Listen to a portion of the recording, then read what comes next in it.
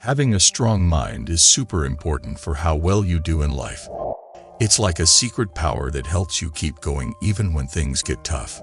Mental strength is what helps you tackle problems, stick to your goals, and face challenges with determination, especially when your talents and skills alone aren't enough. This video is all about the key ideas in Buddhism and how they relate to 10 habits that can make your mind weaker. If we learn and use these teachings, we can start a journey to make our minds stronger and more able to bounce back from tough times. Habit number 1. Having a negative mindset. A negative mindset is like a heavy cloud that covers the bright sun of our inner happiness. It's a habit that makes us mentally weak because it colors everything in our life with shades of gloom and despair. When we constantly focus on the bad things, we miss out on the good stuff happening around us. It's like wearing dark glasses. Everything appears dim, even the beautiful moments. If we're always thinking negatively, we start believing that everything is bad and that success and happiness are impossible. This mental outlook becomes a self-fulfilling prophecy, influencing our actions and decisions. We may become afraid to take chances or try new things because we've convinced ourselves they'll fail. To overcome a negative mindset, we can turn to the teachings of Buddhism. One key idea is mindfulness, which means paying attention to our thoughts without judging them. Instead of letting negative thoughts take over, we can acknowledge them and then choose to focus on positive aspects. It's like sweeping away the clouds to let the sun shine through. Buddhism also introduces the practice of metta, or loving-kindness meditation.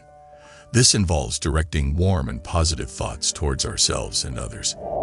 By regularly practicing metta, we gradually shift our mindset from negativity to a more compassionate and positive outlook. The concept of impermanence in Buddhism teaches us that everything changes.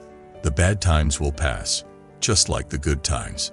Knowing this, we can face challenges with a more resilient mindset, understanding that difficulties are not permanent.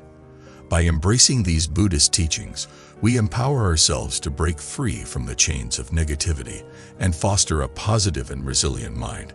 Habit number 2. Complaining about things outside your control. Complaining about things outside our control is like holding onto a hot coal. It only hurts us. This habit weakens our minds because it puts our focus on what's wrong rather than on finding solutions. It's like getting stuck in quicksand. The more we complain, the deeper we sink into negativity. The teachings of Buddhism shed light on why this habit makes us mentally weak and how we can break free from its grip. When we complain, we often forget about impermanence, a big idea in Buddhism. Impermanence means that everything is always changing. Complaining tends to make us believe that things will never get better, trapping us in a cycle of discontent. Instead of seeing challenges as temporary, we make them seem like permanent problems. To overcome the habit of complaining, we can practice acceptance. This means understanding that life has ups and downs, and we can't control everything. Acceptance is like learning to dance in the rain instead of complaining about the storm. By accepting what we cannot change, we free ourselves from the heavy burden of constant complaint. Buddhism also encourages us to focus our energy on things we can control. It's like steering a boat in a storm. We may not control the weather, but we can navigate our vessel. By taking action where we have power, we move from a passive complaining mode to an active problem-solving mindset. In the teachings of Buddhism, letting go is another powerful practice. It's like releasing a balloon. We feel lighter when we let go of unnecessary burdens. Letting go doesn't mean giving up. It means releasing the tight grip on complaints and allowing space for positive change. By incorporating these Buddhist principles into our lives, we learn to approach challenges with a balanced mind, accepting the impermanence of situations and focusing our efforts where we can make a difference. In doing so, we liberate ourselves from the grip of complaints and cultivate a mental strength that propels us forward, even in the face of adversity. Habit number 3. Not expressing yourself. Not expressing yourself is like having a treasure chest, but keeping it locked away. This habit weakens our minds because it stops us from sharing our thoughts, feelings, and ideas with the world. It's like trying to navigate a dark room without turning on the light. Things get confusing and overwhelming. The teachings of Buddhism guide us to understand why this habit makes us mentally weak and how we can break free from its constraints. In Buddhism, expressing oneself authentically is considered essential for building a strong foundation for mental well-being. When we hold back our thoughts and emotions, it's like bottling up a fizzy drink. The pressure builds, and eventually it might explode. This explosion could be in the form of stress, anxiety, or a feeling of being overwhelmed because we haven't let out what's inside. The practice of right speech in Buddhism encourages us to communicate with truth, kindness, and mindfulness. It's like planting seeds of positivity when we speak. Our words can grow into a garden of understanding and connection. By aligning our words with these principles, we build a bridge between ourselves and others, fostering authentic relationships. To overcome the habit of not expressing oneself, mindfulness becomes a valuable tool. Mindfulness is like a mirror. It reflects our thoughts and helps us become aware of our feelings. By being present in the moment, we can observe our thoughts without judgment and express ourselves with clarity and compassion. Expressing oneself is not just about words. It can also involve nonverbal communication, such as body language and gestures. These unspoken expressions are like a secret language, conveying our feelings and thoughts even when we don't say a word. By being aware of our nonverbal communication, we enhance our ability to express ourselves authentically. By integrating these Buddhist teachings into our lives, we learn that authentic expression is not only liberating for ourselves, but also contributes to the well-being of those around us. It's like opening a window to let fresh air in. Expressing ourselves allows the light of understanding and connection to brighten our mental space. In breaking free from the habit of not expressing ourselves, we embark on a journey towards authenticity, building a resilient and empowered mind. Habit number 4. Blaming others for your problems. Blaming others for our problems is like trying to run a race with a backpack full of rocks. It weighs us down and slows our progress. This habit weakens our minds because it takes away our power. It's like handing the steering wheel of our life to someone else instead of driving ourselves. The teachings of Buddhism illuminate why this habit makes us mentally weak and how we can untangle ourselves from the blame game. In Buddhism, the concept of karma teaches us that our actions have consequences. Blaming others is like ignoring this law. It's refusing to recognize that we play a role in the unfolding of our own lives. When we blame, we become like spectators rather than active participants in our journey. Taking personal responsibility is about understanding that we have the ability to shape our experiences. It's like being the captain of our ship. We may face storms, but we can navigate through them. When we blame others, it's like saying we have no control, but in reality, we do. By embracing the idea that our actions matter, we empower ourselves to make positive choices. To overcome the habit of blaming, forgiveness plays a crucial role. Forgiveness is not about saying what others did is okay. It's about releasing ourselves from the burden of carrying resentment. It's like setting down a heavy backpack. We feel lighter and freer. Forgiving others and ourselves is a powerful step towards reclaiming our personal responsibility. Mindfulness, a key practice in Buddhism, helps us become aware of our thoughts and actions. It's like shining a light on a dark path. We can see where we're going.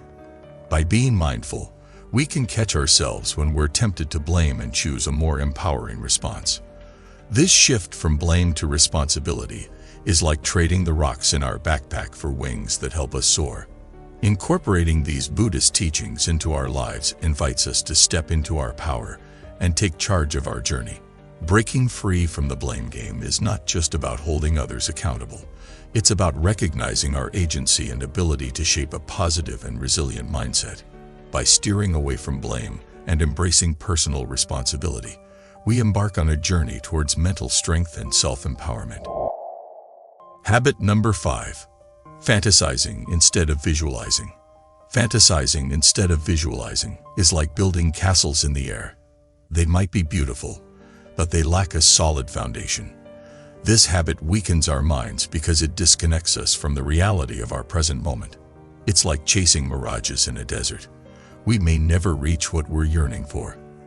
The teachings of Buddhism offer insights into why this habit makes us mentally weak and how we can shift from fantasies to visualization for a more grounded and positive mindset. Fantasies often involve unrealistic scenarios and wishful thinking. It's like expecting a pot of gold at the end of the rainbow. A beautiful idea, but not based in reality. When we get lost in fantasies, it's like daydreaming while missing out on the beauty of the present moment. This habit weakens us because it can lead to disappointment when reality doesn't align with our imagined scenarios. Visualization, on the other hand, involves creating mental images of achievable goals. It's like having a treasure map. We can chart a course to reach our aspirations. Buddhism emphasizes the importance of right intention and right action, which align with visualizing positive outcomes and taking practical steps toward realizing them. By grounding our aspirations in reality, we bridge the gap between dreams and achievable goals. The teachings of impermanence in Buddhism remind us that change is a constant.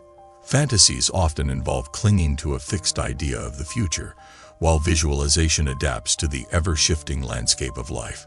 It's like riding a wave instead of trying to hold onto the shore. We move with the flow of life. By acknowledging the impermanence of all things, we develop a more flexible and resilient mindset. To overcome the habit of fantasizing, mindfulness becomes a valuable tool. It's like putting on glasses that help us see the present clearly. We become aware of our thoughts and gently guide them towards positive and realistic visualization. Mindfulness allows us to appreciate the beauty of the present moment while actively working towards our goals. Incorporating these teachings into our lives encourages us to shift from fantasies to visualization, fostering a more positive and grounded mindset. By embracing the principles of impermanence, right intention, and mindfulness, we break free from the habit of constructing castles in the air. Visualization becomes a powerful ally, helping us manifest positive realities and navigate the journey of life with purpose and resilience. Habit number 6, not making time for personal relationships. Neglecting personal relationships is like having a garden but forgetting to water the plants. Over time, everything withers away. This habit weakens our minds because humans are social beings, and meaningful connections bring joy and support. It's like trying to sail a boat without wind. We might move, but it's a slow and lonely journey. The teachings of Buddhism guide us to understand why this habit makes us mentally weak and how we can cultivate stronger connections through the gift of time. Neglecting personal connections is like closing the door to a warm and welcoming home. We miss out on the comfort and support that relationships can provide. When we don't make time for our loved ones, it's like neglecting a garden.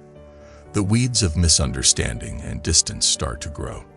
This habit weakens our minds because we may feel isolated without the nourishment of love and companionship. Building and maintaining relationships requires time and effort, much like tending to a garden to make it flourish. To overcome the habit of neglecting personal relationships, we can start by being present. Presence is like sunshine for relationships. It helps them thrive. When we spend quality time with our loved ones, it's like watering the plants regularly. It nurtures the bonds and strengthens our connection. Communication is another vital aspect of nurturing relationships. It's like the wind that fills the sails of a boat. It propels us forward. Taking the time to listen and share our thoughts and feelings is like the water that keeps the garden of relationships vibrant and alive. By being open and communicative, we foster understanding and deepen our connections. Buddhism encourages us to recognize the impermanence of life, including the time we have with our loved ones. It's like savoring a delicious meal. We appreciate it more when we know it won't last forever. By understanding the fleeting nature of time, we become motivated to prioritize relationships and invest the gift of our time in those we care about. Incorporating these teachings into our lives reminds us that personal relationships are like the threads that weave the fabric of our well-being. By making time for our loved ones, we cultivate a support system that strengthens our minds and enriches our lives. Breaking free from the habit of neglecting personal relationships allows us to navigate the journey of life with companions by our side, making the voyage more joyful and fulfilling. Habit number 7. Letting your emotions rule you. Letting emotions rule us is like being carried away by a strong river current. We lose control and direction. This habit weakens our minds because emotions, when unmanaged, can become overwhelming and lead us astray. It's like being in a storm without a compass. We might get lost in the turbulence. The teachings of Buddhism guide us to understand why this habit makes us mentally weak and how we can develop emotional intelligence to navigate the currents of our feelings. In Buddhism, mindfulness is a powerful practice that encourages us to observe our emotions without getting swept away by them. It's like standing on the riverbank and watching the water flow. We can witness our emotions without being pulled under. When we let our emotions rule us, it's like being caught in a storm without an anchor. We get tossed around, and it becomes challenging to find our way. The concept of emotional intelligence involves recognizing, understanding, and managing our own emotions, as well as empathizing with the emotions of others. It's like having a compass in the storm. It helps us navigate through challenges and maintain a steady course. When we let our emotions control us, it's like handing over the steering wheel to a turbulent force, risking getting lost in the chaos.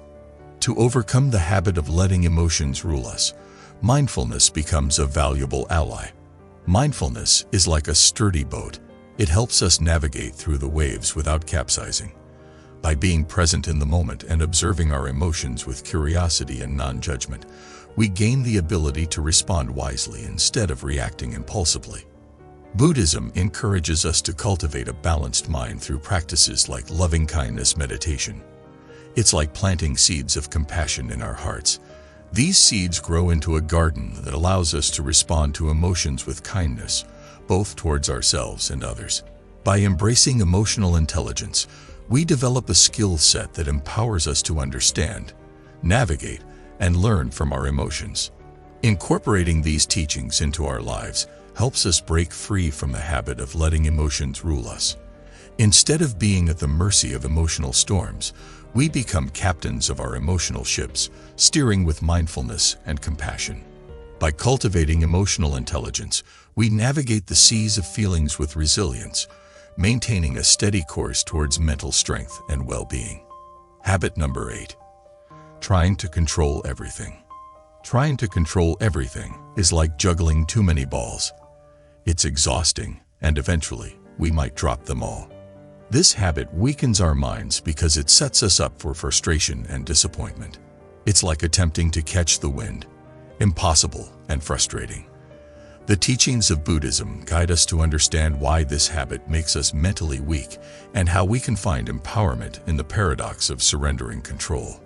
In Buddhism, the concept of non-attachment teaches us to let go of the illusion of control. It's like realizing we can't hold onto the clouds. They are always changing and shifting. When we try to control everything, it's like trying to hold onto water. It slips through our fingers, leaving us feeling powerless. Surrendering control doesn't mean giving up. Instead, it means recognizing the limits of our influence. It's like planting seeds in a garden. We nurture them, but we can't control the weather. The weather might bring rain or shine, but our role is to tend to the garden with care. When we accept that some things are beyond our control, we free ourselves from the constant struggle, much like releasing a tightly clenched fist. To overcome the habit of trying to control everything, mindfulness becomes our ally. Mindfulness is like a steady anchor. It keeps us grounded in the present moment. By focusing on what we can influence and letting go of the rest, we navigate the seas of uncertainty with grace and resilience. Buddhism encourages us to embrace the paradox that surrendering control leads to true empowerment. It's like realizing that by loosening our grip, we gain the strength to face life's challenges. When we surrender the need to control, it's like opening our hands to receive what life has to offer, rather than clinging to our preconceived notions. Incorporating these teachings into our lives invites us to release the burden of trying to control everything. By surrendering the illusion of control, we paradoxically find empowerment, like a sail catching the wind, propelling us forward with a sense of freedom. Breaking free from the habit of micromanaging every aspect of life, we discover the strength that comes from embracing the ebb and flow of existence. Habit number 9. Dwelling on the past. Dwelling on the past is like carrying a heavy backpack full of old stuff. It slows us down and makes the journey harder. This habit weakens our minds because it keeps us stuck in what's already happened, preventing us from fully enjoying the present or looking forward to the future. It's like trying to drive a car while constantly looking in the rearview mirror. We're likely to miss what's ahead. The teachings of Buddhism help us understand why dwelling on the past makes us mentally weak and how we can break free from these chains. In Buddhism, the practice of mindfulness teaches us to be present in the here and now. It's like opening the windows to let in fresh air. It clears out the stuffiness of dwelling on the past. When we dwell on what's behind us, it's like trying to walk backward. We might stumble and lose our way. By letting go of the past, we create space for new experiences and opportunities. Dwelling on the past also ties us to old wounds and grievances. It's like keeping a wound covered in a bandage long after it is healed. It hinders us from fully embracing life. Buddhism encourages us to practice forgiveness, not just for others, but also for ourselves. Forgiveness is like opening the door to release the past. It allows us to step into the present unburdened. The teachings of impermanence in Buddhism remind us that everything changes. It's like watching a river flow. The water never stays the same. When we cling to the past, it's like trying to freeze the river. It becomes stagnant and loses its vitality. By acknowledging the impermanence of all things, we free ourselves from the chains that bind us to past experiences. To overcome the habit of dwelling on the past, self-compassion is crucial. It's like offering a kind word to a friend in need. We deserve the same kindness. By treating ourselves with compassion and understanding, we break free from the self-imposed prison of regret and guilt. The past becomes a teacher rather than a jailer. Incorporating these teachings into our lives empowers us to let go of the chains that bind us to the past. By embracing mindfulness, forgiveness, and self-compassion, we create a path towards liberation.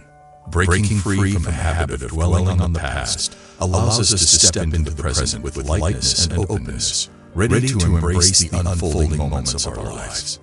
Habit number 10. Worrying about what others say and do. Worrying about what others say and do is like carrying around a heavy backpack filled with other people's thoughts. It burdens our minds and hinders our authenticity. This habit weakens us because it ties our self-worth to external opinions, like sailing a boat that's tossed around by every passing wave. The teachings of Buddhism offer insights into why this habit makes us mentally weak and how we can liberate ourselves from the shackles of constant judgment. In Buddhism, the practice of equanimity encourages us to remain balanced amidst the changing tides of praise and criticism. It's like standing on solid ground while the winds of opinions blow. We stay steady. When we worry too much about what others say, it's like building our house on shaky ground. It becomes vulnerable to every passing storm. By cultivating equanimity, we develop resilience in the face of external judgments. Judging ourselves based on others' opinions is like letting someone else hold the mirror. We see ourselves through their eyes, not our own. Buddhism teaches the importance of self-acceptance and authenticity. It's like wearing our favorite clothes instead of trying to fit into someone else's wardrobe. We express ourselves genuinely. By letting go of the need for constant approval, we break free from the limitations imposed by others' expectations. Mindfulness, a central theme in Buddhism, helps us become aware of our thoughts and reactions. When we worry about what others say, it's like being lost in a maze of opinions. Mindfulness acts as a guiding light, helping us find our way back to our true selves. By being present in the moment, we can observe these worries without getting entangled in them. To overcome the habit of worrying about others' opinions, self-love becomes a powerful antidote. It's like planting seeds of kindness within ourselves.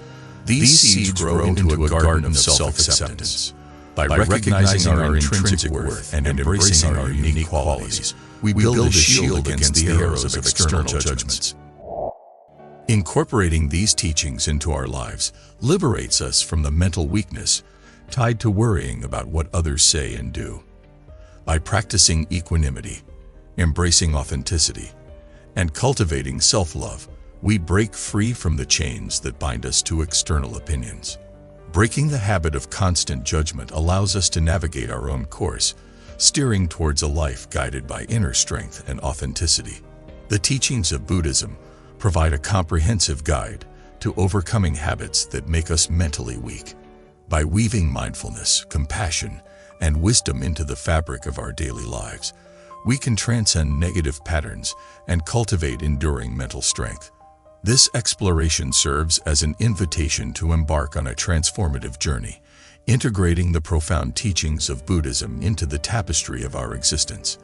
May the wisdom of these teachings illuminate the path to a resilient and empowered mind, inspiring a life filled with purpose, compassion, and joy.